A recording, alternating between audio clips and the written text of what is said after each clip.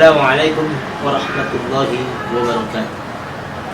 Wassalatu wassalamu ala Rasulillah Nabi Muhammad sallallahu alaihi wasallam wa ala alihi washabihi ajma'in.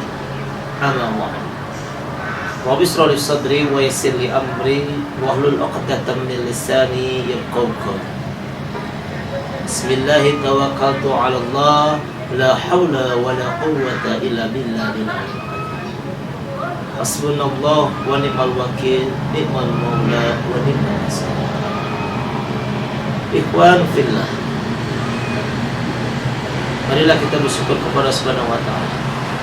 Di bulan suci Ramadan ini, alhamdulillah, Allah telah memberikan keberkahan kita untuk kita semua di bulan suci Ramadan ini. Bagi hamba-hambanya yang bertakwa, bagi hambanya yang rajin membaca Al-Quran, bagi hambanya yang benar-benar menjalankan ibadah semua Ramadannya. Mudah-mudahan Allah menempatkan pahala yang baik dan luar biasa bagi hamba-hamba. Salawat serta salam mari kita junjung kepada Nabi besar Nabi Muhammad sallallahu alaihi wasallam serta para keluarganya dan juga para sahabat-sahabatnya dan juga para tabi-tabinya dan juga kita selaku pengikutnya. Mudah-mudahan kita semua termasuk golongan Nabi Muhammad sallallahu alaihi wasallam. Baik, ikhwan fillah, alhamdulillah di saat Ramadan ini mudah-mudahan semangat tren pada bulan suci Ramadan ini bisa berjalan baik dan lancar. Baik, anak-anakku semua, SMA 2 Lembang, mari hari ini kita kaji kembali di bulan suci Ramadan ini, di saat semester ini saya akan menyampaikan beberapa hal tentang materi yang akan Bapak sampaikan di saat. Bertemanya tidak jauh berbeda dengan seperti tahun kemarin, yaitu tentang akidah dan akidah. Di bulan suci Ramadan tahun kemarin, Bapak pernah menyampaikan tentang akidah yang dilihat dari sisi ketauhidan. Ketauhidan adalah merupakan arti dan keesaan kita kepada Allah Subhanahu wa ta'ala dalam tentang apa? Rububiyah, uluhiyah, sifat dan asma. Ini tentang keesaan, ya, tentang tauhid yang tahun kemarin. Sekilas akan Bapak kaji kembali tentang akidah kita.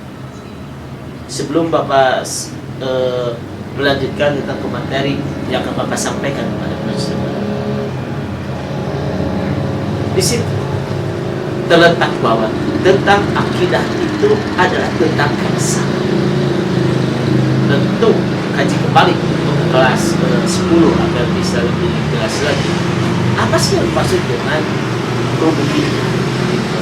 Dari keesaan rububiyah, yakni adalah tentang penciptaan Allah Subhanahu wa ta'ala, tentang semua matahari, bumi, dunia ini, tentang kita juga semua atas penciptaan Allah Subhanahu wa ta'ala. Ini yang berkenaan dengan rububiyah, dengan tentang ciptaan. Lalu bagaimana dengan yang kedua, dengan uluhiyah, yaitu dengan uluhiyah itu adalah tentang hal-hal ibadah kita, ibadah amaliyah kita seperti sholat, puasa. Ini yang disebut dengan ketauhidan uluhiyah. Dan yang ketiga adalah tentang sifat wal asma, yaitu tentang sifat dan nama-nama yang dimiliki oleh Subhanahu wa ta'ala. Baik, ikhwan fillah, adapun yang akan Bapak sampaikan pada sanad kemarin ini adalah tentang akidah dan akhlak. Mari kita bahas kembali.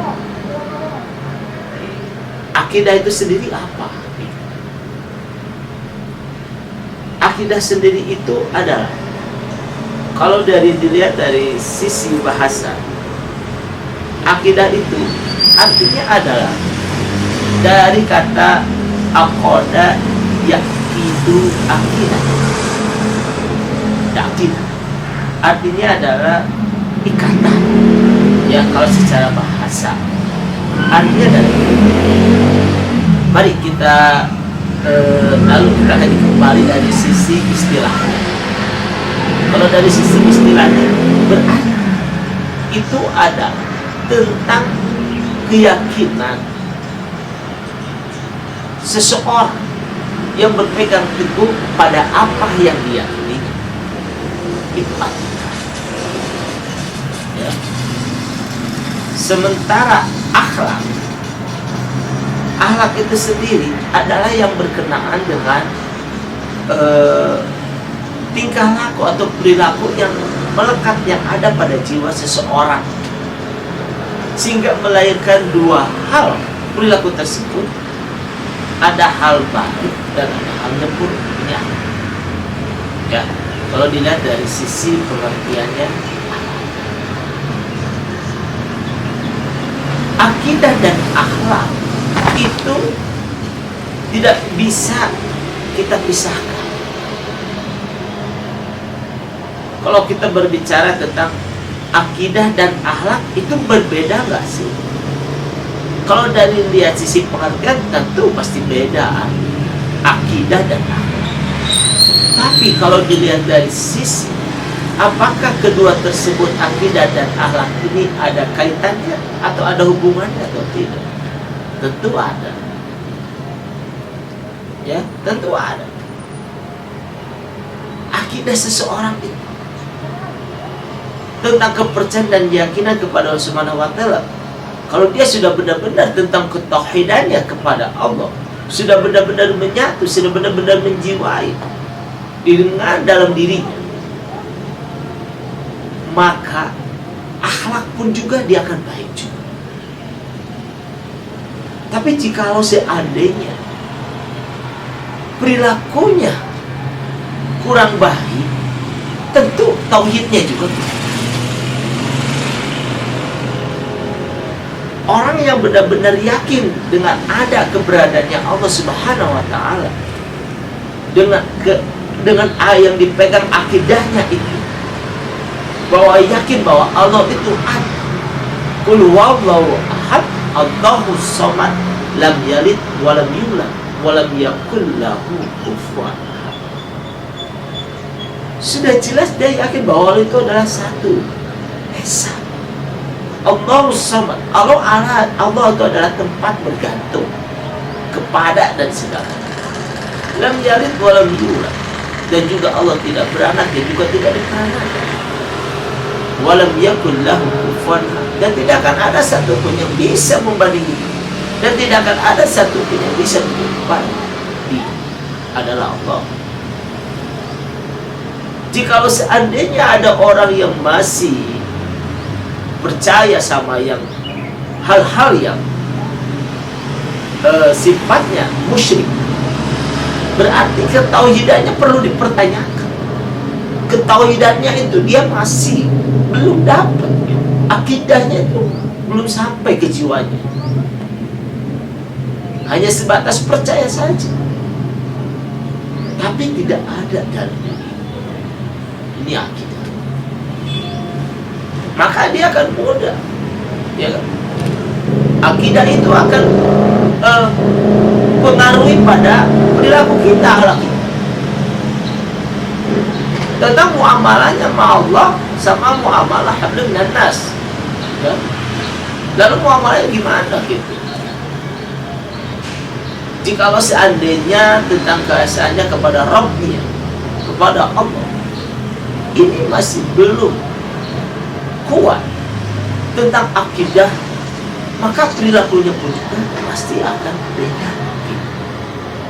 Kalau orang yang benar-benar sudah yakin kepada Allah Subhanahu wa taala dalam dirinya, dalam jiwanya, saya yakin orang tersebut akan rajin menjalankan semua ibadah seperti sholat. Jika dia tidak sholat, dia malu sama Allah. Ketika adzan berkumandang Allahu Akbar, dia langsung mengambil air wudhu, pergi ke masjid, atau langsung menunaikan ibadah sholat. Ketika dia ada waktu dia baca Quran.